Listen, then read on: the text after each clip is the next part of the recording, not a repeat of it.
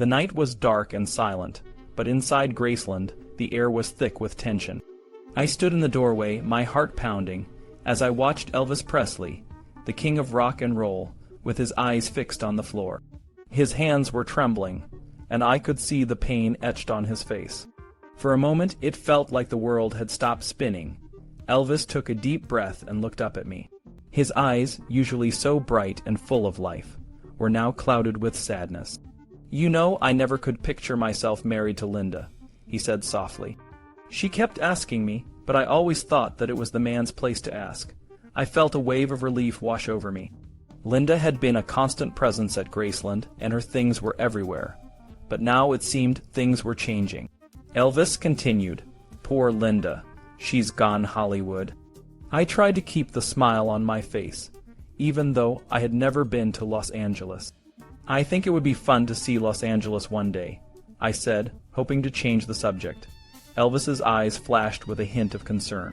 "You going to Hollywood would be like throwing pizza to hungry lions," he shot back. I felt a chill run down my spine.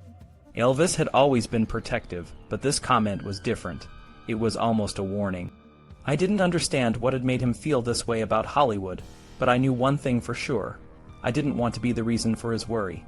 Elvis turned on the television and took my hand. "You don't have to worry," he said, his voice soft and reassuring. "I told you before, Linda and I are over. I'll make sure the things in the bathroom are out of there. That bathroom should be for you to use." I felt a knot in my stomach start to unravel. It was clear that Elvis wanted me to be a bigger part of his life. I was glad to hear it, but the thought of spending more time at Graceland was both exciting and daunting. I had a lot to think about. The next day, I drove to the dress shop where I worked part-time. I knew I wouldn't be able to continue my job if I was going to spend more time with Elvis. The owner was understanding when I told her I was leaving. "Good luck, honey," she said, giving me a warm smile. I had a strong feeling that my life was about to change dramatically. I needed to see my grandfather, so I told Elvis I was going to Arkansas for a quick overnight trip. My mother and I drove together, and the drive was filled with deep conversations. I knew my parents were supportive of Elvis, but the age gap between us was something I couldn't ignore. "I know there's a big age difference between Elvis and me," I said, breaking the silence. "Do you think it's a problem?" My mother's eyes softened. "I wondered about that, but it didn't seem to matter to you," she replied. "Elvis does seem to act like a much younger man. He reminds me of someone more your brother's age. As long as you're happy, both your dad and I are happy for you." I felt a weight lift off my shoulders. I knew my family's support was important, and I was grateful for their understanding. We visited my grandfather at the nursing home. He was frail, but his spirit was still strong. "Tell Elvis he'd better take care of you," he said, his voice hoarse but full of love. The drive back to Memphis was bittersweet. I was excited about the future, but also nervous about the changes ahead. When we arrived, I called Elvis, and he invited me back to Graceland. As I walked through the front door, I noticed the bathroom was empty. Linda's things were gone, and I felt a sense of relief. This was a big step, and it showed that Elvis was serious about our relationship. Elvis's world was complex, and I was just beginning to understand it. His schedule was different from mine, and I had to adjust to his late nights and early mornings. But being with him was worth it. The housekeepers, family, and friends at Graceland were all part of this unique world, and I was slowly becoming a part of it. Whenever I arrived, Aunt Delta or one of the maids would greet me. They called me Miss Ginger, and I felt a sense of belonging. Charlie and Billy Smith were often around, but my focus was always on Elvis. He liked to keep me close, and I was happy to be by his side. We spent hours reading, watching TV, and listening to music. Elvis's love for music was infectious, and I found myself appreciating artists I had never heard of before, like Mario Lanza and Brooke Benton. He would often play the organ, and I would sit beside him, feeling the vibrations of the music. Elvis was a complex man, and his world was full of contradictions. He was generous and protective, but he also had a lot of responsibilities. I was just beginning to understand the man behind the legend, and I knew that this was only the beginning of our journey together. Elvis had 2 phones on his bedside table. One was a gold private line, which I used to call him, and vice versa. The other had buttons for different rooms in the house, like the kitchen. Elvis would press these buttons to tell the maids what we wanted to eat. Sometimes he asked me to make the calls. I wasn't used to giving orders, so I always said please and thank you. Elvis's taste in food was simple. He loved Lottie's cooking, especially her steaks with special seasoning and her Lotta Burgers hamburgers with buns steamed in butter. One night, I tried Canadian bacon with Crowder peas, another of his favorites. We usually had our meals brought to the bedroom, and during the time we were together, I never saw Elvis sit down at a table to eat. One night, well past midnight, I was fast asleep when a loud rumbling woke me up. The dogs started barking, and the noise grew louder until it stopped nearby. My sister Terry and I put on our robes and went to the den. Our parents joined us, and my dad opened the front door. I peeked out of the music room window, but it was pitch black outside. My dad turned on the porch light and stepped outside. We watched anxiously from the doorway. The rustling in the grass drew our attention, and then a figure in black leather appeared. It was Elvis on a motorcycle. Al Strada was with him. I had never seen Elvis without an entourage, so I thought there must be bodyguards nearby, but only Elvis and Al came inside. Elvis sat on our sofa, and it felt like he was just a neighbor. Elvis started talking with my mom about the Bible. She brought out our old family Bible, and Elvis wrote Ask above Genesis. He read and underlined passages, discussing them with my mom. He then moved to the book of Revelation. The visit lasted a long time, and it was nice to see Elvis in a relaxed setting with my family. He seemed genuinely interested in the conversation. Near dawn, Elvis decided it was time to go. He used our restroom, and Al, who had been sitting quietly, started chatting with my parents. Al mentioned he wasn't happy with his job, but was supporting his mother in Los Angeles. I realized that Al was working even when visiting my home. It wasn't always fun for the aides. When Elvis came out, I followed him outside. "Thank you for coming over," I said. "Your bike is beautiful." He offered to take me for a ride someday, then put on his helmet and rode off into the night. A few days before Christmas, Elvis asked me to help him shop for his relatives. He arranged for Goldsmith's department store to reopen after hours. We were greeted by a police officer and a security guard. It felt strange to be in an empty store, but it was exciting to shop Elvis style. He wanted to buy me some nightgowns and robes, which surprised me. While browsing, Elvis accidentally called me Sheila, but quickly corrected himself. I found out later that Sheila Ryan was a woman he had dated before me. Elvis picked out some coats for his relatives and had me try them on. He bought all the coats and later gave one to his cousin Patsy. I wondered if he was this generous every Christmas to me. Every day with Elvis felt like Christmas. I left Graceland early in the morning, thinking about what to get Elvis for the holidays. I decided on a gold chain necklace with a tiger's eye cross. It was simple, but I hoped he would like it. That night, Elvis called to invite me to help him choose more coats. We went to Graceland, and I got to ride in his Ferrari. Sam, his bodyguard, and Elvis's cousins, Billy and Joe, squeezed into the back. Elvis drove fast, and I was both scared and exhilarated.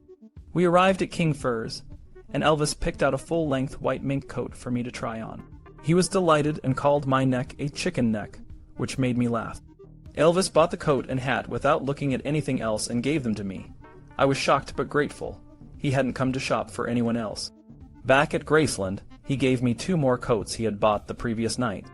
I was overwhelmed by his generosity and called my family to show them the gifts. My mom and Rosemary came over, and Elvis gave them each a diamond ring. My mom was speechless, but couldn't refuse Elvis's generosity.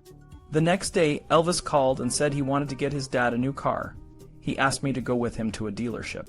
We found a 4-door truck, and Elvis bought it for his dad. His generous mood lasted through the night, and I was amazed by his joy in sharing his wealth. Elvis's kindness didn't stop with the people he met. One day before we left the car dealership, he surprised an employee by buying them a brand new car. Elvis always found joy in surprising people and giving them amazing gifts. It made him happy to see others smile and feel special. Lisa flew to Memphis to spend the holidays at Graceland. She spent time with Elvis and played with the children of his friends. I was still new in Elvis's life, so Lisa was a little quiet around me at first, but I felt confident that we would get to know each other better over time. Elvis had a different sleep schedule, so he allowed Lisa to stay up late. He was a great dad, especially when it came to tucking her into bed.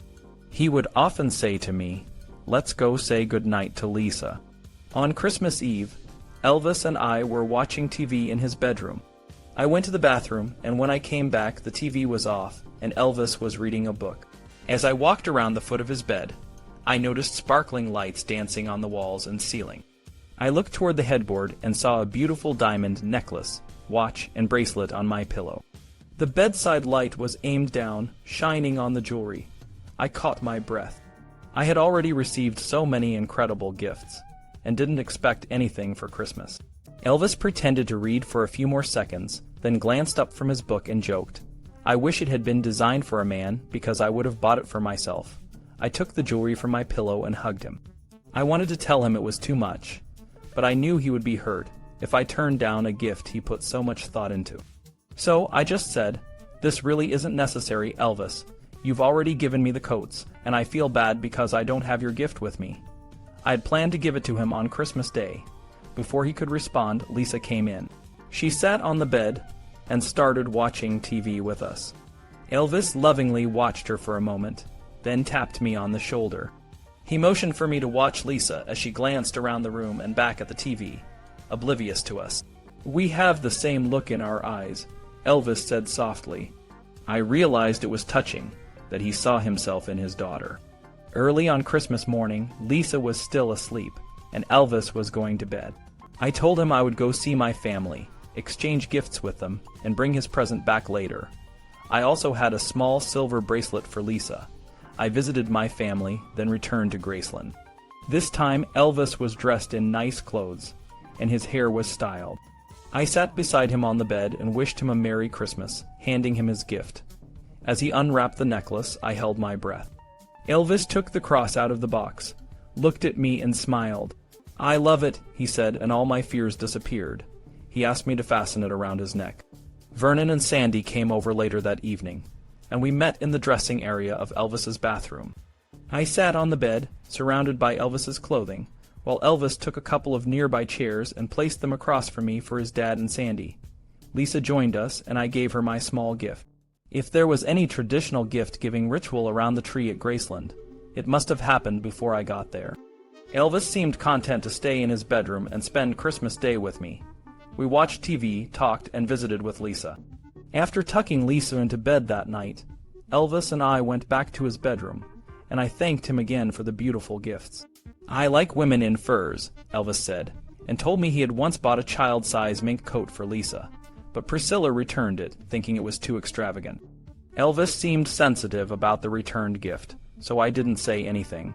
His impulse had been generous, and I didn't want to hurt his feelings. Elvis's next tour started on December 27th in Wichita, Kansas, and ended on New Year's Eve in Pittsburgh, Pennsylvania. I was excited to go with him. While I was home packing, Larry Geller gave Elvis more religious books. Elvis gave me copies, and I was happy to be included. I enjoyed our ritual of reading together and talking about the ideas in these books. Elvis was rested and ready to go, and Vernon, Sandy, and Lisa were coming too, so I thought Elvis would be even more inspired to perform. While others prepared for our departure, I stayed upstairs with Elvis and Larry, looking over the new books. It was clear from their conversation that Elvis and Larry had been studying spiritual material for a while. I found the dialogue thought-provoking, even though I knew it would take me time to understand the different philosophies that fascinated Elvis. Later, I would see that Elvis wasn't just on a spiritual quest, but was also trying to broaden his general knowledge. He often asked someone to hold a dictionary and challenge him with words to spell or define. During Elvis's concert in Wichita, he sat behind the piano and played Unchained Melody. I'd never heard it before and loved it. The song's lyrics about love and longing spoke to the deep connection between Elvis and me. Larry Geller told me later that it had been a while since he'd seen Elvis perform like that. Despite the fast pace and demands of the tour, Elvis seemed free of the health problems he had in Las Vegas and was in a great mood. His voice was in great shape, and his performances were excellent. Other people noticed this too. I was standing beside Larry before one show, and he leaned over and said, "I don't know what you're doing, but whatever it is, keep doing it." Hearing this was a big ego boost, but whether it was because of our relationship or not, it was wonderful to see Elvis doing well. I was also happy to see him wear the necklace I'd given him during his shows. Elvis seemed attuned to my presence, even when he was busy performing. In Birmingham, Alabama, he lowered his head toward the microphone and said, "I'm going to do this song for you, sweetheart," then sang "The First Time Ever I Saw Your Face." He spoke directly to me, saying, "Listen to me, and you gotta listen to me." He sang the song beautifully, and I fell more deeply in love with him. Not everything went smoothly on the tour. Elvis was still worried about his father's health, and I was dealing with my own concerns. My grandfather was experiencing complications due to pneumonia. We were in Atlanta, Georgia, on December 30th. I tried to rest before Elvis's show, but I was having trouble sleeping. I thought about my grandfather and decided to call my parents to check on him. When my mother came on the line, I could tell she had been crying. "Grandpa passed away about 10 minutes ago," she said. I was devastated. I managed to say, "I'm sorry, Mom," and heard the pain in her voice. She told me they were planning the funeral for January 3rd. I hung up, feeling a wave of sorrow. It was impossible to sleep, but I didn't want to disturb Elvis, so I lay quietly beside him. When he woke up, I told him the sad news. He was very concerned and called my mother, offering to help with the funeral expenses. She thanked him but said my grandfather had set aside money for his funeral. During Elvis's show that night, I couldn't shake my sadness.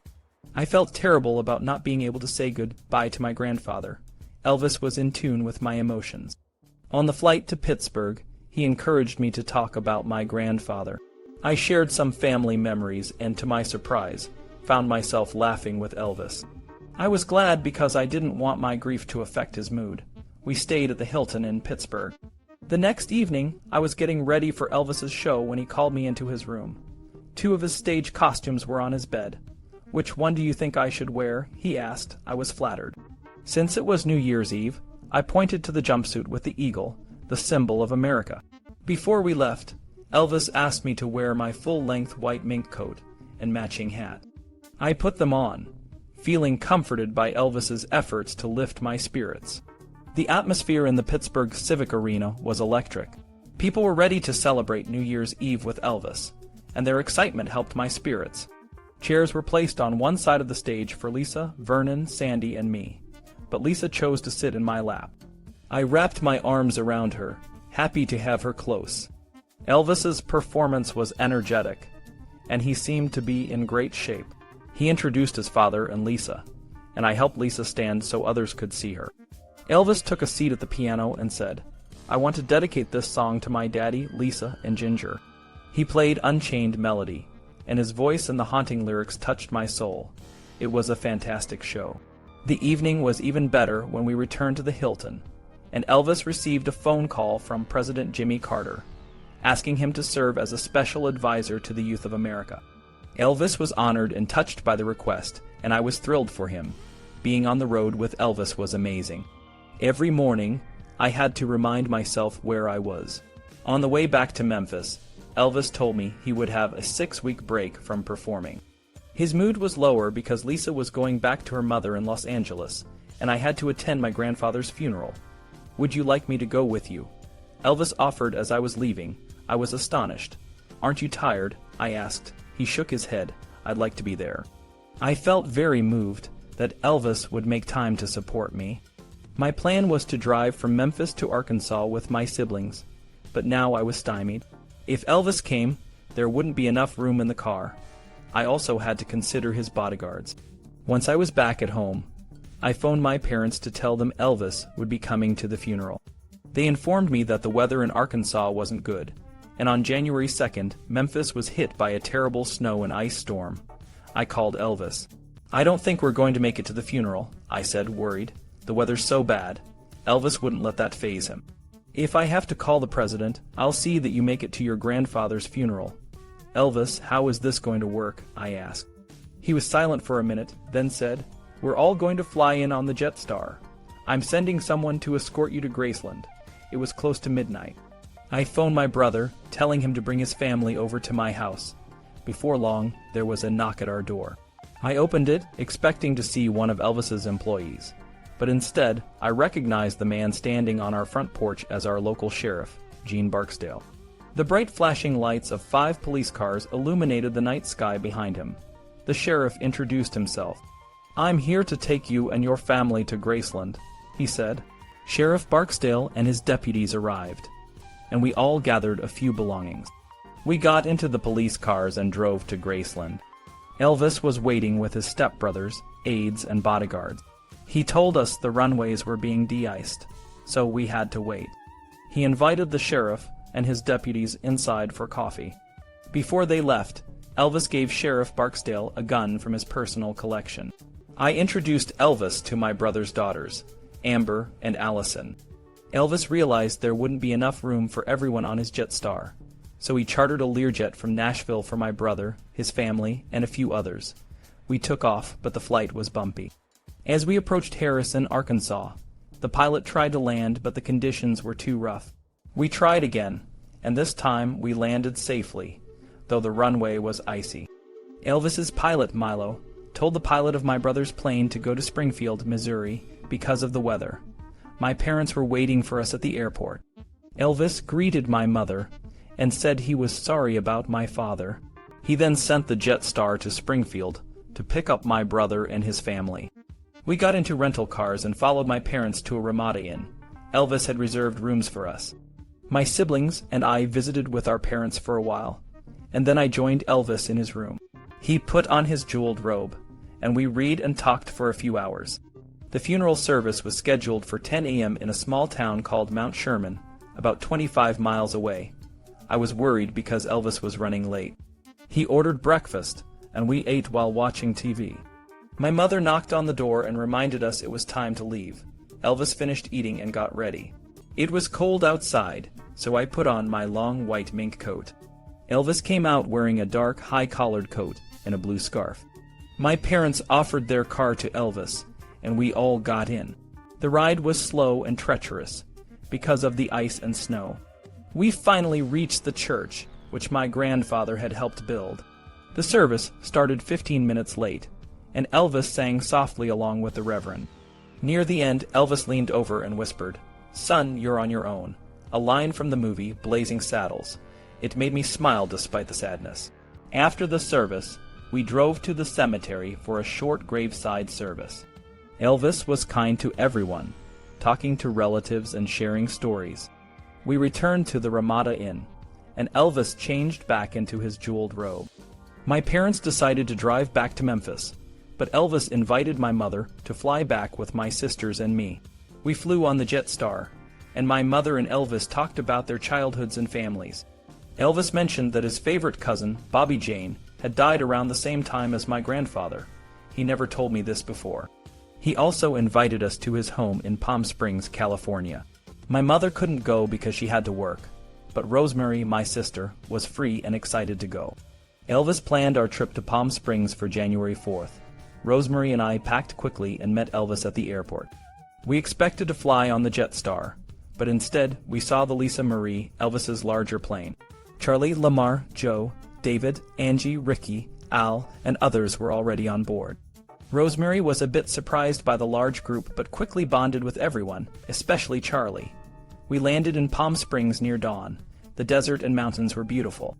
Elvis and Aide, Charlie, Rosemary, and I went to his house on Chino Canyon Drive. The house was a low, Spanish-style home with a white stucco exterior and a warm terracotta roof. Elvis gave us a tour, and Rosemary chose a room with a bar and sofa for Charlie. The master bedroom was decorated in blue, one of Elvis's favorite colors. The house had a living room with a fireplace and large windows, and a den with couches, pinball machines, and a TV. Elvis told us the bright, multicolored carp. It was a gift from the Mafia. I wasn't sure if he was joking, but it made sense that someone in the Mafia might have given it to him to impress him. We read and talked, but Rosemary was tired and went to rest. Later, Rosemary woke up to female voices outside the house. She saw fans gathered by the gate, removing a padlock. Elvis wasn't worried, and seemed used to such things. I thought it was a bit funny, and didn't feel Elvis was in any danger. We were all just happy to be there, enjoying the peace and beauty of Palm Springs. Elvis's fans were always trying to get a piece of him, whether it was a scarf or a ring. He had been a celebrity for over 20 years, and was used to this kind of attention. Most of the time, he took it as a compliment, not a threat. He understood that fans just wanted to feel closer to him, because they loved him so much.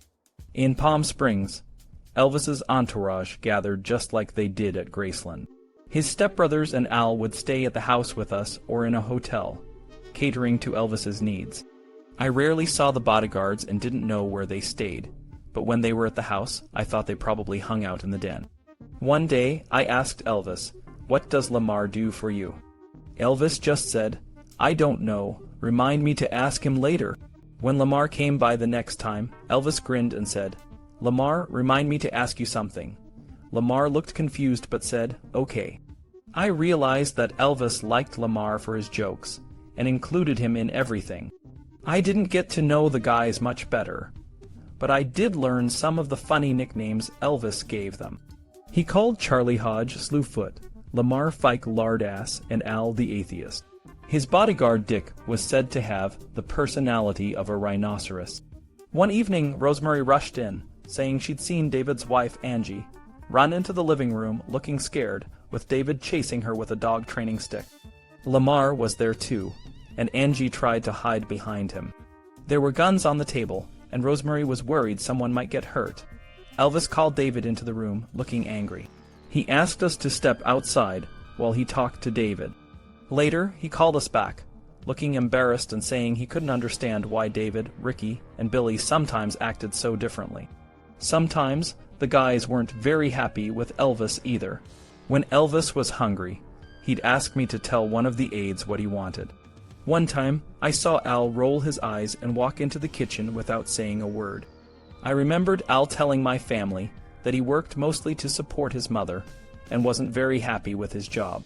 Elvis preferred to stay inside and relax by reading or watching TV. He was tired from his tour and my grandfather's funeral. Going out in public was always a challenge because everyone wanted to get close to him. The only time he went out was to visit Colonel Tom Parker, his manager, whose wife Marie was very sick. We went to the Colonel's house, and I noticed all the elephant statues. The Colonel said, "An elephant never forgets," and joked that he wanted Elvis to buy him a ring with an elephant on it. Elvis and the Colonel went to see Marie, and they came back a short time later. I didn't know much about their relationship, but it seemed mostly business. As I got closer to Elvis, I saw more of who he really was beyond the superstar image. On January 6th, Elvis got a call from Colonel Parker. Dolly Sinatra, Frank Sinatra's mother, had died in a plane crash. Elvis looked upset and said he wanted to offer one of his planes to Frank Sinatra. I realized that among entertainers at this level, there was a certain camaraderie. Elvis felt like offering help to Frank, just like I would to a friend. I was concerned about Elvis's health, especially his eating habits. He liked hamburgers, steak, and omelets, but sometimes he would eat larger portions. I hoped to help him eat healthier, but it was hard because he was used to getting whatever he wanted. One day, I found Elvis on the phone. He said, "Tell her how to take care of me," and handed the phone to me. It was Priscilla. She said, "See that he eats right and gets plenty of rest." I handed the phone back to Elvis, feeling a bit awkward. Later, I heard Elvis tell Priscilla, "Ginger is one of the prettiest girls I've seen in a long time." I wondered why he was saying that to Priscilla, but then he opened up to me about his relationship with her. He said he would always love Priscilla because she was Lisa's mother, but he was hurt that her boyfriend, Mike Stone, didn't let him see Lisa. I saw the pain on his face and felt for him. The house in Palm Springs was always busy with visitors. Despite all the people, Elvis was more interested in the new books his hairdresser had given him. He loved reading with me and Rosemary. One of his favorite books was Autobiography of a Yogi by Paramahansa Yogananda. Elvis was fascinated by the idea that a person could incarnate in another body. He believed that Kuthumi, one of the masters in the book, was reincarnated in him. He felt there was a force inside him, guiding him to teach and bring joy to others through music. He believed that by studying Eastern philosophy, the West could benefit from the spiritual teachings.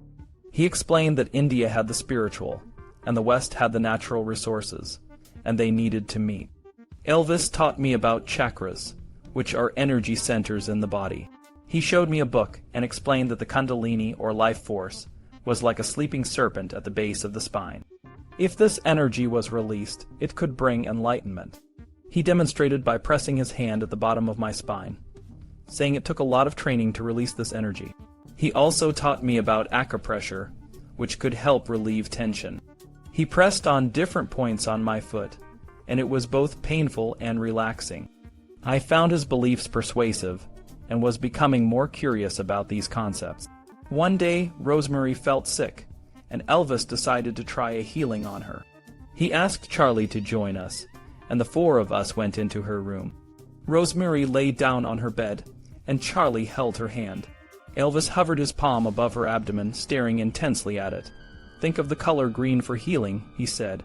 He waited a moment, then lifted his hand high, shaking it as if casting away her ailment.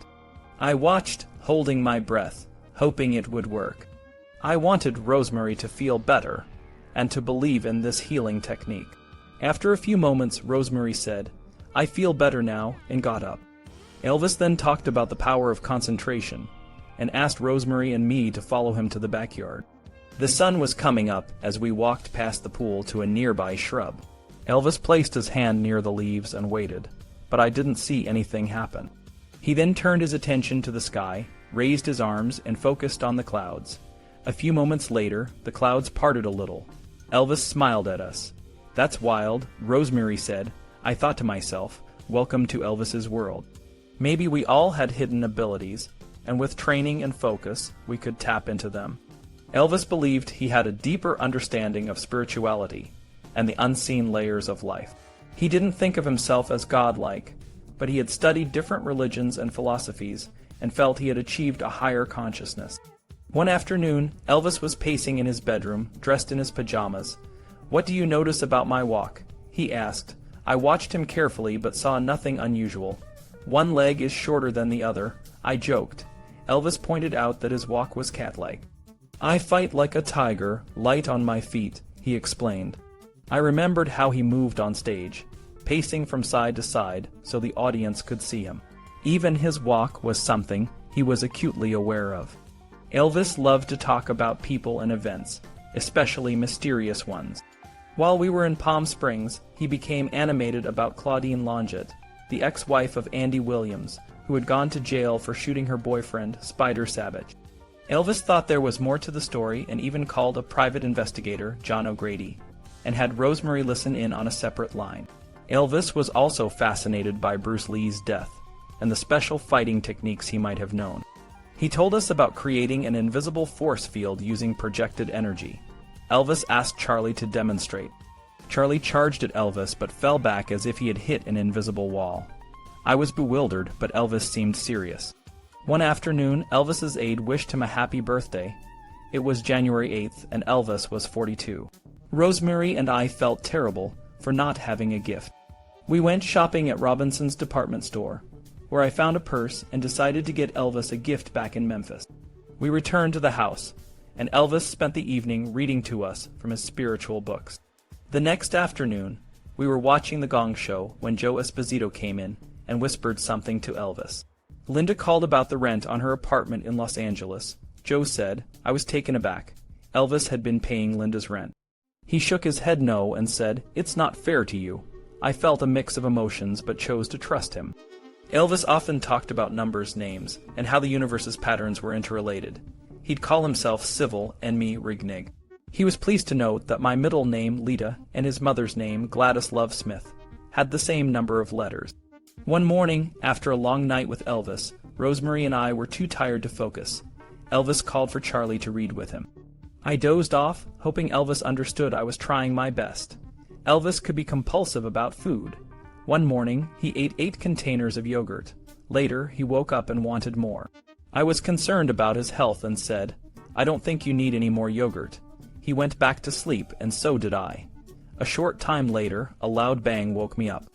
Elvis was standing at the foot of the bed with a .57 Magnum pistol, a bullet hole in the wall above the headboard. He said he had asked for yogurt again, and I didn't respond. It was an attention-getter, he said. I was scared and ran into Rosemary's room. She was coming to check on me. We were both terrified. She decided we should leave, but I didn't think we were in danger. After a while, Elvis knocked on the door, looking remorseful. He led us to the bed, and we sat down together, unsure of what to say. Elvis squeezed my hands tightly, his head bowed and eyes closed. "God, don't let us lose it," he whispered. "God, bless my family and Ginger's family. And please don't let us break up." I could tell he was scared, but I was still too hurt to comfort him. I felt numb, like I was watching everything from far away. Rosemary, always the peacemaker, stepped in. "Elvis, you can't do this kind of thing," she said firmly. Trying to ease the tension, she started talking about my hobbies, like motorcycles and horses. "You should do some of those things together," she suggested. Elvis listened, still holding our hands. After a while, I managed to speak. "I was only trying to help you," I whispered, my voice barely audible. Elvis looked at the floor, took off his glasses, and held them between his fingers. We sat in silence for a few moments. Then he took my hand again. "I'm sorry, Ginger," he said. I could tell he meant it. It felt like our relationship was being tested, and all because of some yogurt. But I loved Elvis more than anything. I couldn't imagine my life without him. I forgave him that day, but I knew there would be more challenges ahead. That night I went to sleep, still trying to understand this complex man. I hoped he might understand me a little better too. The next night, Elvis decided we both needed to have our teeth checked. He flew in Dr. Max Shapiro from Los Angeles to make a house call. Dr. Shapiro brought his fiancée, Susan, with him. When they arrived, I thought, wow, this woman is a lot younger than the dentist. But then I realized people probably thought the same about Elvis and me. Elvis could be like a big kid sometimes, and that made the age difference less noticeable. Dr. Shapiro checked Elvis's teeth first, then mine. He offered to file a few of my lower teeth to even them out. I agreed and leaned back in the chair. As he worked, Dr. Shapiro mentioned he and Susan were thinking about getting married, but didn't know where to do it. "Do you have a marriage certificate?" Elvis asked. "Yes, we always carry it with us," Dr. Shapiro replied. "Why don't you get married here?" Elvis suggested, his eyes lighting up. Dr. Shapiro and Susan were surprised but thrilled. Elvis was excited too. He called Larry Geller, who could perform the ceremony, and had a jeweler bring rings to the house. When Larry arrived, Elvis and I were still in our pajamas. We didn't bother to change. We all gathered in Charlie's room, and the ceremony began. Elvis acted as best man, and I was maid of honor. Larry officiated, and Dr. Shapiro and Susan recited their vows. During the ceremony, David, who was standing beside Rosemary, started to laugh. He got down on all fours and crawled out of the room. But Elvis was too happy to notice. The wedding was a kind and generous thing for Elvis to do, and it was wonderful to be a part of it. After the ceremony, Dr. Shapiro wanted to finish working on my teeth, so I went back to the bedroom with him. Later, Elvis asked Larry and Rosemary to join us in the bedroom. He was still energized by the wedding and started reading from the prophet about marriage. He looked at me. "Ginger, if you and I were to get married, would you consider having Larry marry us?" he asked. I was surprised but excited. "Sure," I said. Hearing him talk about marriage made me feel even closer to him. A week later, we decided to return to Memphis. As we boarded the Lisa Marie, the pilot had trouble with the engine, and the lights weren't working. Rosemary and I followed Elvis to the back of the plane and sat down at the conference table. The lights came on, and Elvis realized he had accidentally taken Rosemary's hand in the dark. "Good God, Ginger, where are you?" He laughed, grabbing my hand instead. Once we were in the air, Elvis said, "You need your own room and a private phone line." I was amazed he remembered. I shared a room with Terry. He even said he didn't like it that I had to drive so far to see him. He wanted me to have a home closer to Graceland. I was stunned. Did he really mean a new house for my entire family? It was such a generous offer, but I didn't think we needed a new house. Still, I was flattered he cared so much. Elvis also gave me a Smith & Wesson 22/32 kit gun for protection. He told me to keep it in my car when traveling to Graceland. I agreed, though I had never been taught how to use a gun. It made me feel safer, knowing I was now part of his world, where you needed bodyguards. Back home, I went shopping for Elvis's birthday. I bought a statue of a monkey holding a candle, reminding him of his pet Scatter, and a large mirror with his face etched on it. I wrote, "Here's looking at you, kid," on a card and taped it to the mirror. Elvis loved the gifts and kept them in his room. We continued our routine at Graceland, reading and watching TV together. One night, we saw Andy Kaufman's impression of Elvis on Saturday Night Live. Elvis said, "You better get it right, son." But we both laughed and thought Andy did a good job. I started saying, "I love you," to Elvis on the phone. It was a big step for me, as my family didn't often express love that way. But if I didn't say it first, Elvis would usually ask me if I did. I also got to know Elvis's family and friends better. His cousin Billy Smith was always around helping out. Once he told me that before meeting me, Elvis had said, "There must be someone out there for me." This made me feel special, thinking I might be the one Elvis was waiting for. George Klein visited sometimes, and Vernon would come up to the house for business. One day, Elvis asked his dad, "Doesn't Ginger look a little like Mama when she was young?" Vernon thought about it and agreed. I smiled, feeling complimented again. Elvis and I were growing closer, and I felt like we were building a future together. But I knew there would be more to our journey, more ups and downs. For now, I was content, feeling loved and protected by this complex and amazing man. Elvis and I had grown so close, and the more time we spent together, the more I cherished every moment. There were days when we would just sit in his room, meditating or reading, and I would rest my head on his chest, feeling safe and loved. These were the peaceful moments I treasured the most.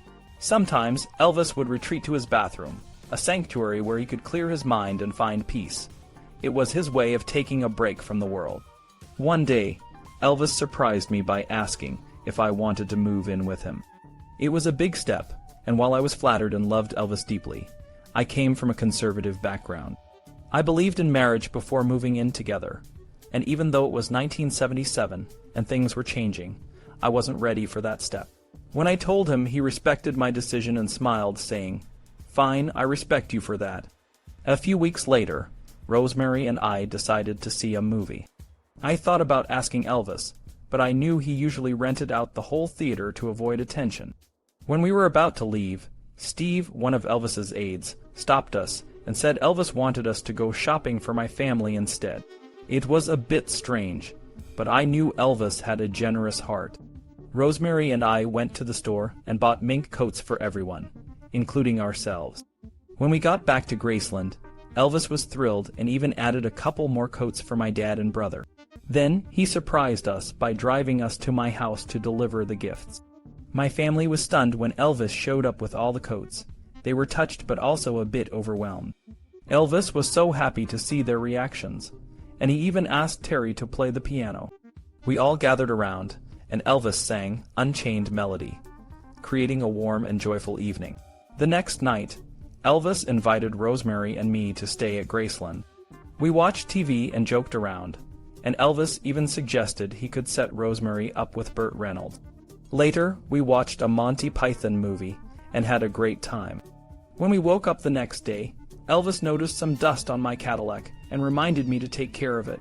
I knew how much he cared about the things he gave me. After breakfast, Elvis talked with my parents about buying them a house closer to Graceland. He wanted to make sure I could visit him more easily, and that my parents could enjoy their later years without the burden of their current home. It was a generous offer, but my parents were taken aback. They had worked hard for their home and weren't sure what to think. Plus, my parents' marriage had been rocky for a while, and I didn't want to bring up their issues. Elvis stayed the night at our house, and it felt special that he felt so comfortable with us. Rosemary offered her room, but it was a bit small for Elvis, so Terry and I shared our room with him. Despite the awkwardness, it was a memorable night. Elvis even had a new color TV delivered for Rosemary, showing how thoughtful he was. In the morning, Elvis said he had a recording session in Nashville and wanted me to come along. As we left, he told my family, "I feel like I have a family here. You're as nutty as I am, and I feel no jealousy here." I wondered if he felt differently at Graceland, but I was just glad that my home was a place where he could relax and be himself. Those days with Elvis were some of the happiest of my life. He brought joy and laughter into our home, and I knew that no matter what the future held, the memories we shared would always be precious to me.